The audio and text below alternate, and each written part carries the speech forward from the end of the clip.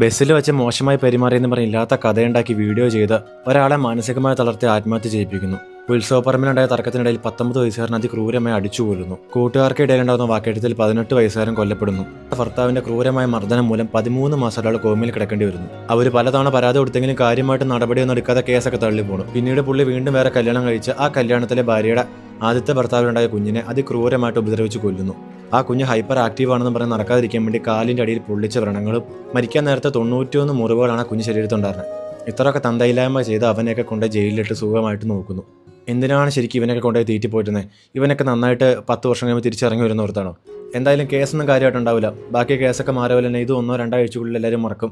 അവനൊരു 5-10 വർഷം ജയിലിൽ പോയി കിടന്നിട്ട് തിരിച്ചും ഇറങ്ങിപ്പോരും. അല്ലാണ്ട് അവനെ കൊല്ലാൻ പോകുന്നൊന്നുമില്ല. പിന്നെയും വീണ്ടും എവിടെയെങ്കിലും ആരെങ്കിലും പീഡിപ്പിച്ചതോ അല്ല ആരെങ്കിലും കൊന്നതോ അടിച്ചതോ എന്തെങ്കിലും കേസ് മുങ്ങി വരും. എല്ലാവരും 1-2 ദിവസം അതിൻ്റെ സ്റ്റോറി ഇടും, സ്റ്റാറ്റസൊക്കെ ഇടും. അതിനെപ്പറ്റിയും ഒരാഴ്ച എല്ലാവരും സംസാരിക്കും. പിന്നെ അതും മാറും, അടുത്ത കേസ് വരും. ഇതിങ്ങനെ മാറിക്കൊണ്ടിരിക്കുകയുള്ളൂ. അല്ലാണ്ട് ഇതിനകത്ത് വേറെ മാറ്റങ്ങളൊന്നും വരാൻ പോകുന്നില്ല. യുവമാർക്കാർക്ക് നിയമത്തെ പേടിയില്ലാത്തതുകൊണ്ടല്ല, പേടിക്കാൻ മാത്രം ഒരു നിയമം നമ്മുടെ നാട്ടിൽ ഇല്ലാത്തതുകൊണ്ടാണ്.